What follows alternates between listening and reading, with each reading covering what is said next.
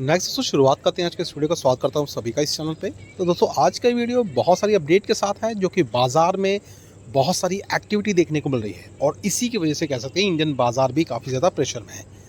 फिलहाल अगर देखें तो इंटरनेशनल खबरें हैं जिसके साथ मार्केट का रिएक्शन देखने को मिला है आज के दिन। तो सारी चीज़ों को कवर करेंगे डीप तरीके से, तो इसलिए वीडियो को ध्यान से और पूरा ज़रूर देखें। अब आगे बढ़ने से पहले दोस्तों इंपॉर्टेंट अपडेट जो कि आप देख सकते हैं अपनी स्क्रीन पे, ये एक व्हाट्सएप चैनल है और इस व्हाट्सएप चैनल के माध्यम से आपको प्रॉपर अपडेट मिलेगी कि बाज़ार में क्या क्या चीज़ें चलती हैं, किस लेवल पे क्या टाई अप्स हो रहे हैं, किस कंपनी को क्या फ़ायदा हो रहा है और बेसिकली बिजनेस के हिसाब से कंपनी कहाँ आगे अपने आप को स्टैंड करती है। ये सारी अपडेट दोस्तों मार्केट के हिसाब से आपको मिलती रहेंगी इसी चैनल पे, जो कि आपकी पर्सनल डेवलपमेंट के लिए बहुत ही ज़रूरी है। तो ज़रूर इसको फॉलो करें, जिसका लिंक आपको मिल जाएगा नीचे दिए डिस्क्रिप्शन बॉक्स में। इसके साथ साथ दोस्तों हमारा एक ऐप भी है और उस ऐप के माध्यम से क्या है कि आपको बेसिकली प्रॉपर गाइडेंस मिलेगी कि कौन से स्टॉक को कब लेना है, किस लेवल पे लेना है, क्या चीज़ें लेके चलनी है और कितना मुनाफा निकालना है। ये सारी अपडेट्स रणनीति के तहत आपको वीडियो के माध्यम से उस प्लेटफॉर्म पर मिलेगी, जिसका लिंक भी आपको नीचे डिस्क्रिप्शन बॉक्स में ही मिल जाएगा। तो लिंक के माध्यम से ऐप को डाउनलोड करें, प्रोसेस को फॉलो करें एंड आगे की जो भी रणनीति है, जो हम हमेशा डिक्लेरेशन के रूप में सारी चीज़ें मेंशन करते हैं, वो सारी प्रॉपर अपडेट आपको उस प्लेटफॉर्म पे मिलती रहेगी। तो इसलिए बिल्कुल ना भूलें इन दोनों चीज़ों को फॉलो करना और डाउनलोड करना। अब बात करते हैं दोस्तों बाज़ार के बारे में। तो सबसे पहला अपडेट क्या है, निफ्टी 50 मूवमेंट अगर देखें बाज़ार की, तो आज के दिन लगभग 200 पॉइंट की गिरावट, 25,140 से लेकर 50 के बीच में बाज़ार ट्रेड करा है, जिसकी शुरुआत आप देख सकते हैं किस कदर आपको देखने को मिल रही है। लगातार सेल ऑफ जो कि हावी होता हुआ नजर आया है। अब इस प्रोस्पेक्टिव से मुझे लगता है हमने बीते हुए कल के दिन भी इसके बारे में डिस्कशन किया था कि बाज़ार में जो भी एक्टिविटी चलती है वो एक इम्पॉर्टेंट फैक्टर के रूप में काम करती है सभी स्टॉक्स पे। अब रही बात कंपनी नंबर चीज़ें प्रेजेंट अच्छी तौर पे करे या ख़राब तौर पे करे, लेकिन रिएक्शन मार्केट का भी बहुत इंपॉर्टेंट होता है। अब मार्केट का रिएक्शन अगर देखें तो फिलहाल अगर टेक्निकल पॉइंट ऑफ व्यू से अगर हम ऑब्जर्व करें तो कुछ इंपॉर्टेंट पैटर्न्स देखने को मिल रहे हैं। अब दोस्तों आज की गिरावट के बाद दोस्तों बाज़ार जो है थोड़ा सा वीक सेगमेंट पे चलता हुआ नज़र आ रहा है। अब इस हिसाब से देखें तो दोस्तों बेंचमार्क जो सेट हुआ है फिलहाल वो 25,000 का लेवल है, लेकिन ये भी कहूँगा अगर बाज़ार में प्रेशर रहा मंडे के दिन भी तो ये चीज़ें आगे भी कंटिन्यू रहेगी, मतलब सेल ऑफ की बात करें। अब अगर हम सेल ऑफ की अगर बात कर ही रहे हैं तो ये और कितना ज़्यादा डीप होगा ये समझना है दोस्तों, उसके लिए हमें लगभग इन 2 दिन की एक्टिविटी को भी इंक्लूड करना पड़ेगा। मतलब जो आने वाली दिन की एक्टिविटी शनिवार और रविवार, क्योंकि आज है फ्राइडे, तो आज के दिन कह सकते इस हफ्ते का आखिरी दिन हुआ ये बाज़ार का। कल के दिन मार्केट में बैक ऑफ द मार्केट क्या चीज़ें चलेंगी वो हम ज़रूर डिस्कस कर लेंगे कल के दिन। लेकिन इन बिटवीन अगर देखें तो सोमवार से पहले 2 दिन रहते हैं, तो इस 2 दिनों में मार्केट में कौन सी गतिविधियाँ होगी ये हम प्रॉपर वे में आपके सामने सारी चीज़ें रखेंगे। लेकिन फिलहाल अभी के हिसाब से देखें तो टेक्निकल पॉइंट जो नज़र आ रहा है वो है दोस्तों लगभग कह सकते हैं 25,000 का लेवल, जो कि इतना स्ट्रॉन्ग नहीं है। अगर बाज़ार में नेगेटिविटी हुई तो ये 25,000 का लेवल फिर से टूटता नज़र आ सकता है। लेकिन इनवर्ड अगर हम बात करें तो दोस्तों जो सपोर्ट लेवल बनता नज़र आ रहा है वो लगभग कह सकते हैं 24,750 का लेवल। तो 24,750 का लेवल जो है बाज़ार के लिए अभी फ़िलहाल इम्पॉर्टेंट रोल प्ले करने वाला है। अब यहाँ पे दोस्तों बाज़ार की जो मूवमेंट रही है उसके हिसाब से चीज़ों को ऑब्जर्व करें तो कुछ इंपॉर्टेंट डेटा सामने आया है। अब इस चीज़ की रिस्पॉन्सिबिलिटी की अगर बात करें तो सबसे पहले है कह सकते हैं वीक नंबर्स, जो कि बेसिकली आईटी सेक्टर्स की तरफ से प्रेजेंट किए गए हैं। क्योंकि अभी तक की बात करें तो Q1 का लगभग 2 ऐसी कंपनी हैं जो आईटी सेगमेंट्स में बिलोंग करती हैं, उन्होंने नंबर डिक्लेयर किए हैं, जो कि नंबर दोनों ही इतने कुछ खास नज़र नहीं आए हैं, जिसके कारण एक तरीके का वीक परफॉर्मेंस आईटी सेगमेंट की तरफ से देखने को मिला है। मतलब सेल ऑफ वहाँ पे देखने को मिला है। तो आईटी सेगमेंट के हिसाब से अगर देखें तो ये कंसर्न पॉइंट ज़रूर है, क्योंकि आईटी सेक्टर जो है काफ़ी बड़ा वेटेज रखता है। अगर हम बात करें, अगर हम निफ्टी 50 की चीज़ों को इंक्लूड करें तो दोस्तों बहुत अच्छा वेटेज है। अब यहाँ पे दोस्तों एक पॉसिबिलिटीज़ तो हमें देखने को मिल गई है, लेकिन दूसरी जो चीज़ें हैं वो और भी इंपॉर्टेंट है और वो है ऑनगोइंग चीज़ें। मतलब अगर हम टैरिफ प्लान की अगर बात करें तो देख सकते हैं ट्रम्प की तरफ से जो टैरिफ को लेके फिर से एक क्यूरियोसिटी इंक्रीज़ हुई है वो हमें देखने को मिल रही है। इसके साथ साथ और एक पॉइंट है, ऑयल की वजह से दोस्तों कह सकते हैं रशिया पे फिर से एक सैंक्शन लगता हुआ नज़र आ रहा है, जो कि इंपॉर्टेंट रोल प्ले कर सकता है। और ये सैंक्शन क्यों लगा है इसके बारे में बीते हुए कल के दिन भी हमने डिस्कस किया था, क्योंकि रशिया और यूक्रेन की युद्ध या फिर लड़ाई अभी भी चल रही है और अब जो है यूएस जो है इस युद्ध में काफ़ी इंपॉर्टेंट रोल प्ले करने वाला है। अब यहाँ पे इम्पोर्टेंट रोल का मतलब क्या, सिंपल सी बात है, रशिया जो है बेसिकली यूक्रेन के साथ जिसकी युद्ध चल रहा है ऑलमोस्ट लगभग 4 साल हो चुके हैं। अब इस 4 साल के ड्यूरेशन में अगर देखें तो किसी तरीके का कुछ खास चीज़ें दोनों में से किसी को हासिल नहीं हुई है। लेकिन यहाँ पे अब यूएस क्या चाहता है, रशिया को ज़्यादा से ज़्यादा दबाना चाहता है और उसको वीक करना चाहता है, चाहे वो दोस्तों वो मॉनेटरी वीक हो या फिर कह सकते हैं दूसरे तरीके से वीक हो। अब ये वीक कैसे हो सकता है, क्योंकि दोस्तों अगर मैं बात करता हूँ रशिया के बारे में, तो रशिया का सबसे बड़ा स्रोत है पैसे आने का, वो है दोस्तों ऑयल। ऑयल को बेच के ही वो सबसे ज़्यादा पैसे जुटाता है और उसी पैसे से हथियार की आगे चीज़ें कंडक्ट होती है। तो इसी चीज़ को तोड़ने के लिए रशिया चाहता है इस चीज़ पे सैंक्शन लगाना, ऑयल्स की कह सकते हैं सप्लाई पे, ताकि कंट्रियां हैं जो बाकी की जो कंट्री है वो उससे ऑयल कम खरीदे और जिसके मुताबिक क्या होगा, रशिया के पास जो है पैसा कम आएगा और अगर सेल आउट नहीं होता है तो कहीं ना कहीं आर्थिक रूप में कहीं ना कहीं नुकसान भी रशिया को उठाना पड़ेगा, जिसकी वजह से यूक्रेन का जो मामला है वो काफ़ी हद तक यूक्रेन के पक्ष में आता हुआ नजर आएगा। तो ये चीज़ें हैं जो कि बाज़ार में हमें देखने को मिल रही है, जिसकी वजह से ये सारी चीज़ें कंडक्ट हुई है। तो ये जो मेन कॉज जो हमने देखा है आज के दिन बाज़ार में गिरावट के पीछे में, यहाँ पे 3 रीज़न आइडेंटिफाई हुए हैं। पहला अगर बात करें तो मोस्ट इंपॉर्टेंट नंबर्स Q1 के, जिसकी शुरुआत थोड़ी सी वीक हुई है। सेकंड पॉइंट देखें तो कह सकते हैं ट्रम्प की तरफ से जो थ्रेड है टैरिफ्स को लेके वो अभी भी लगातार जारी है।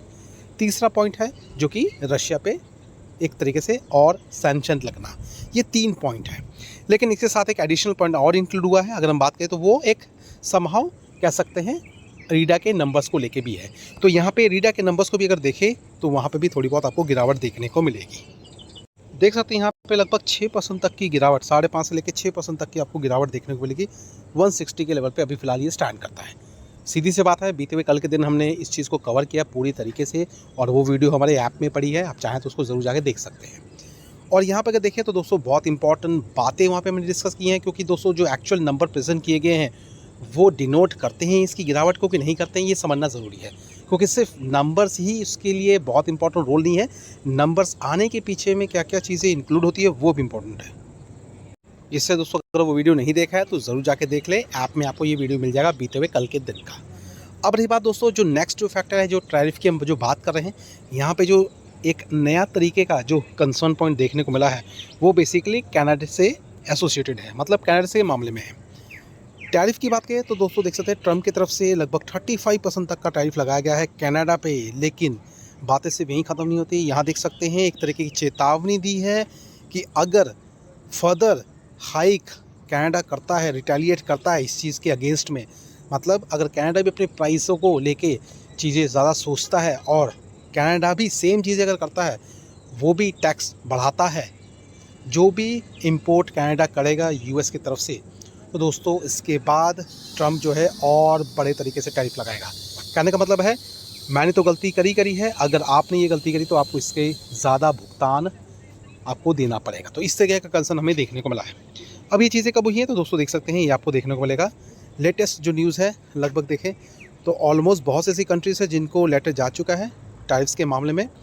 अगर हम बात करें तो यहाँ पे टैरिफ्स रेट भी डिस्कस किए गए हैं, नेगोशिएशंस के रूप में भी चीज़ें की हैं, रेसिप्रोकल टैरिफ के रूप में भी जो भी चीज़ें कंडक्ट की हैं वो भी मेंशन की है। अगर आप हमारे ग्रुप से जुड़े हैं व्हाट्सएप ग्रुप से तो आपको इसके बारे में पता होगा, क्योंकि आज मॉर्निंग में ही हमने एक पोस्ट की थी व्हाट्सएप ग्रुप में जहाँ पर आपको कंट्री वाइज टैरिफ परसेंटेज देखने को मिल जाएगा। अगर नहीं है ग्रुप में तो उसका भी लिंक आपको मिल जाएगा नीचे दिए व्हाट्सएप ग्रुप में, मतलब नीचे दिए डिस्क्रिप्शन बॉक्स में आपको मिल जाएगा व्हाट्सएप ग्रुप का नंबर।